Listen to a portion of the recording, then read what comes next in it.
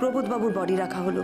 Civil ড্রেসে কিছু police, Arup আর আমি ভোলা গায়নের অপেক্ষায়। সত্যপ্রধান বাবু এলেন প্রবোধ বাবুকে দেখতে। ঠিক সেই সময় ভোলা গায়ন তার ডার্ট ছুড়ে মারল সত্যবাবুর দিকে। পুলিশ ধরে ফেললো ভোলাকে। তার শেষ ডার্টটা দিয়ে আত্মহত্যা করলো ভোলা। ভোলাকে বাঁচানো গেল না। বাড়ি ফিরে আমার খুব অসহায় লাগছিল। যারা খুন করে তাদের তো শাস্তি হয়, কিন্তু যারা ওই নিরপরাধ মানুষগুলোকে খুনি হতে বাধ্য করে তাদের কেন কোনো শাস্তি হয় না? মনীশবাবু আমাদের বাড়িতে এলেন খুনি ধরে দেওয়ার জন্য আমার পারিশ্রমিকের চেক নিয়ে। মনীশবাবু, আমরা একটা জায়গায় যাব, আপনার যদি সময় থাকে আপনিও আমাদের সাথে যেতে পারেন। কোথায়? ভোলার মায়ের কাছে। হ্যাঁ চলুন, আমি বাবার হয়ে ওদের কাছে ক্ষমা চেয়ে নেব।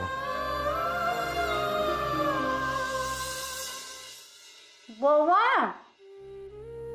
বৌমা ডাকছেন মা? আজ কি ভোলা এসেছিল? আচ্ছা, কতবার এক কথা জানতে চাইবেন বলুন তো? আচ্ছা মা, সে কি আসলে আপনি জানবেন না? আমার মনটা আজ বড্ড ছটফট করছে গো। আজ ভোলা আসবে, চোখে তো দেখতে পাই না, অন্তত হাত দুখানা তো ধরতে পারবো। ওই তো আমার ভোলা এসেছে। ওকে মা, পড়ে যাবেন, পড়ে যাবেন। আপনি বসুন বসুন, ব্যস্ত হবেন না, আমি দেখছি। আপনি বসুন, আমি দেখছি। নিশ্চয়ই এমন ভোলা এসেছে। কে?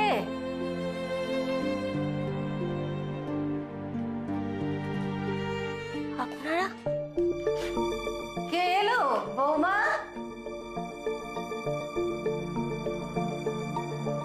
কে?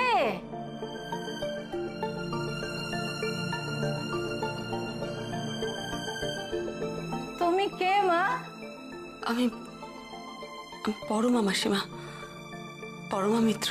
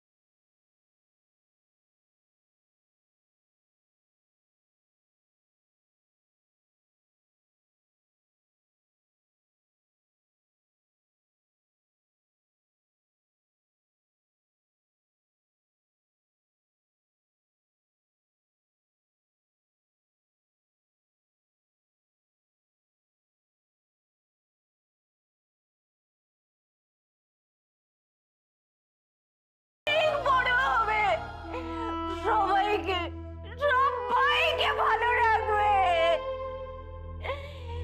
এই অপরাধে ওকে চলে যেতে হলো। আপনি বসুন বসুন বসুন মাসিমা, শান্ত হন মাসিমা। ভোলা রে, ভোলা, ভোলা, ভোলা, মামা। মাসিমা, মাসিমা, মাসিমা, আমি আপনার কাছে ক্ষমা চাইছি মাসিমা। আমার বাবার অপরাধের জন্য আমি ক্ষমা চাইছি। কে তুমি? কে? আমার বাবার জন্যই ভোলা, মানে আমার বাবার নাম প্রবোধ সরখেল।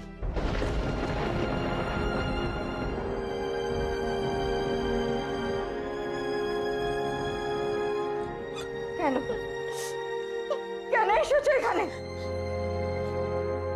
আমাদের তো সব শেষ হয়ে গেছে, সব।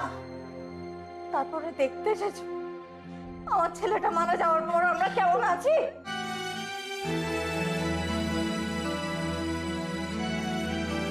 মাসিমা, মাসিমা আপনি আমায় ক্ষমা করুন মাসিমা।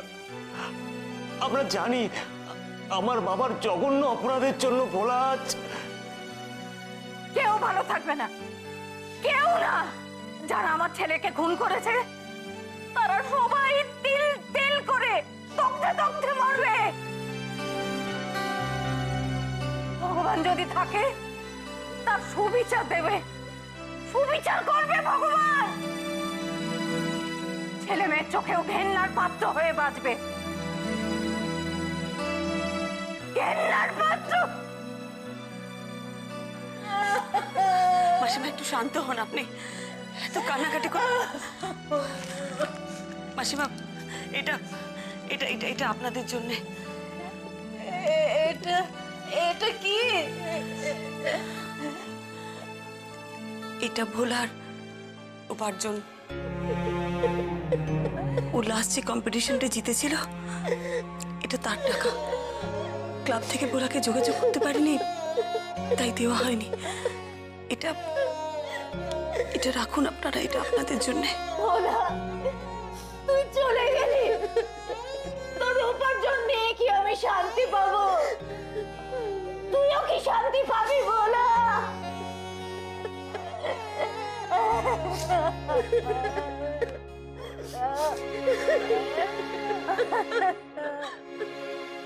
মা, চা নিয়ে এসেছি। বাবা আসুন, চা। হ্যাঁ রে দীপা, বড় বৌমা তো এখনো ফিরলো না। মা, আমিও তো সে কথাই ভাবছি, বিকেল হয়ে গেল তো। হ্যাঁ, বড় বৌমা সকাল থেকে কান্নাকাটি করছিল। এখন কোথায় যে মেয়েটা ঘুরে ঘুরে বেড়াচ্ছে তা কে জানে। এই রোজ রোজ অশান্তি আমার ভালো লাগে না। আসলে কি জানো, এই কেসটার ব্যাপারে বড় বৌমা একটু বেশি মেন্টালি জড়িয়ে পড়েছে, সেটাই খুব চিন্তার কথা। সে তো দিদিভাই সব কেসেই জড়িয়ে পড়ে বাবা। জানেন তো মা, বারবার করে ভাই বলেছিল প্রফেশনাল ডিটেকটিভদের না এত ইমোশনালি ইনভলভ হলে চলে না, কিন্তু দিদিভাই তো। বৌমনি সেটা বুঝলে তো?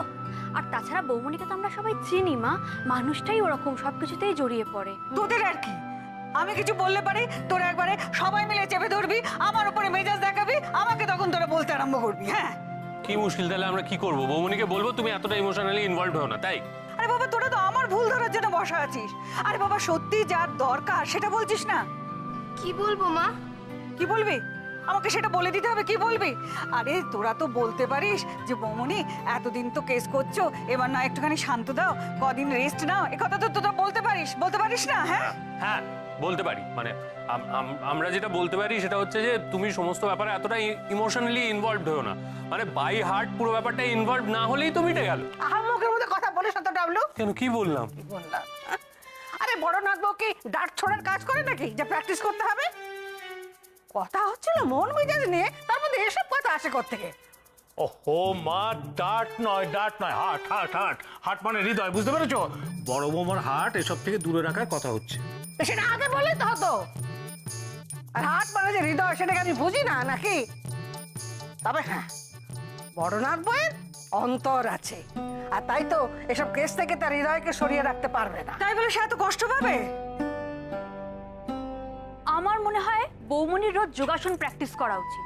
আমি না এক জায়গায় পড়েছিলাম, যোগাসন প্র্যাকটিস করলে মন মেজাজ খুব ভালো থাকে। আর বৌমনির যেরকম প্রফেশন, তাতে মন মেজাজ ভালো রাখাটা না খুব দরকার। তোরা যতই যোগ বিয়োগ করিস কিচ্ছু হবে না। যার যা স্বভাব সে সেটা পাল্টাবে কি করে? আমার বড় বৌমার স্বভাব হচ্ছে মানুষের দুঃখে কষ্টে ঝাঁপিয়ে পড়া, সে ঝাঁপিয়ে পড়বেই।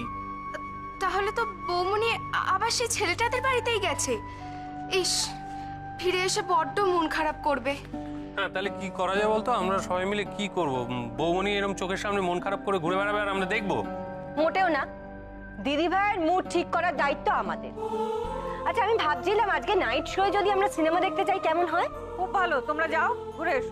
শুধু আমরা নয়, আমরা সবাই মিলে যাব আজকে। শোন না, কি কি কি সিনেমা গো? কি সিনেমা? কি cinema? English English English English দেখতে যাবো।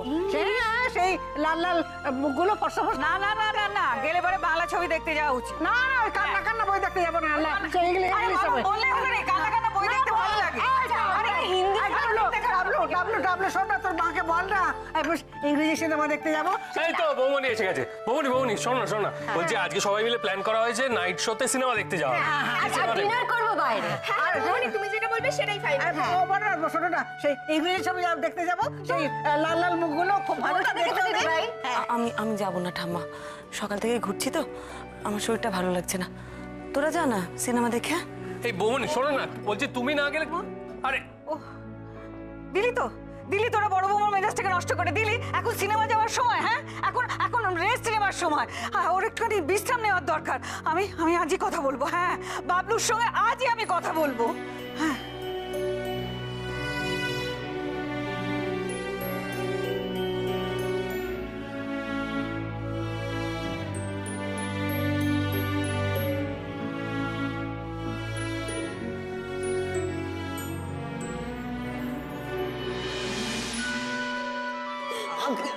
আর খেলতে দিল না,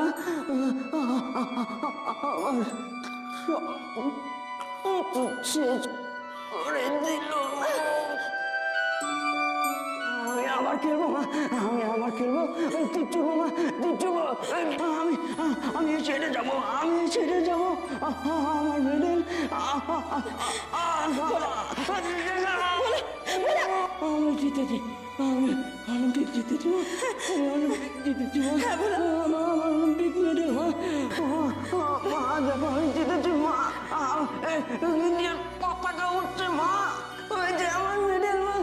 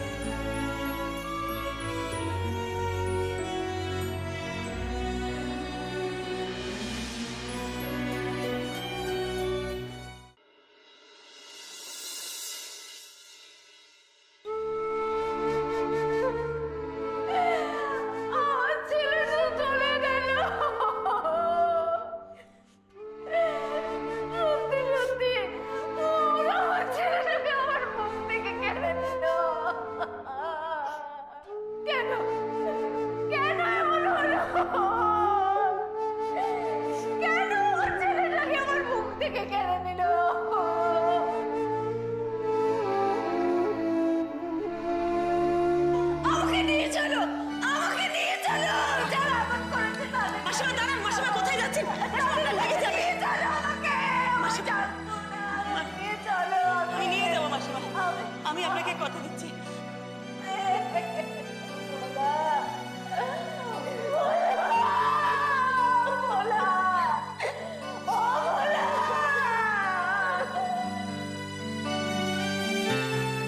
খুব স্বপ্ন দেখতো একদিন অনেক বড় হবে, সবাইকে ভালো রাখবে।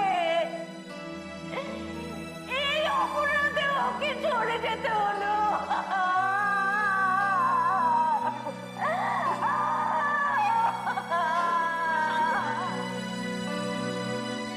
তুই চলে গেলি, তোর উপার্জন নিয়ে কি আমি শান্তি পাবো? তুইও কি শান্তি পাবি বলো?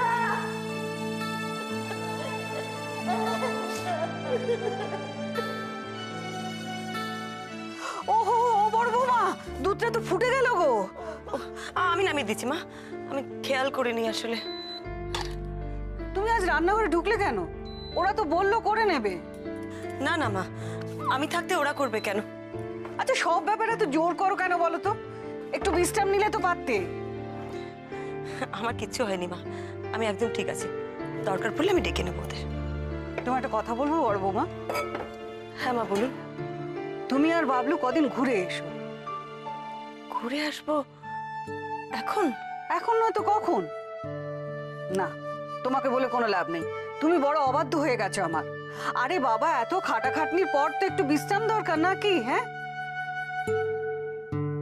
তা তোমার বা বাবলুর সেটার কোনোটাই মনে হয় না। সত্যি বড়নাথ বউয়ের মনটা ভারী খারাপ। মনটা ভালো করার জন্যে কিছু একটা করতেই হবে, আমাকেই করতে হবে। পরি, আরে কোথায় গেলে? একটা দারুণ খবর আছে। আরে কার সঙ্গে দেখা হয়েছিল জানো? তুমি কি এখানে নাকি? এই পরি, আরে কোথায় গেল? তাহলে কি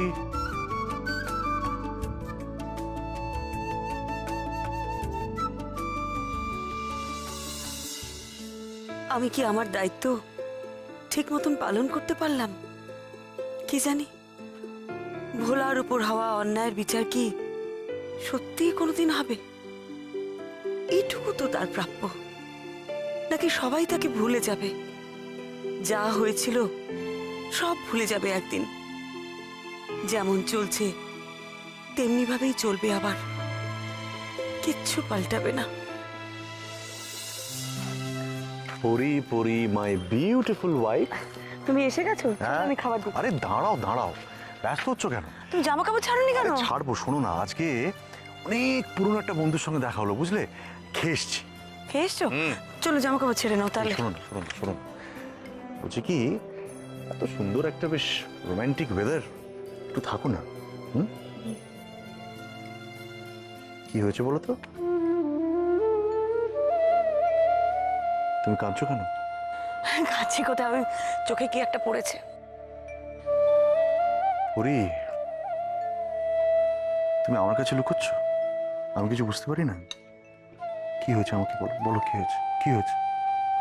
বলো বলো, বলে ফেলো, বলে ফেলো, বলে ফেলো।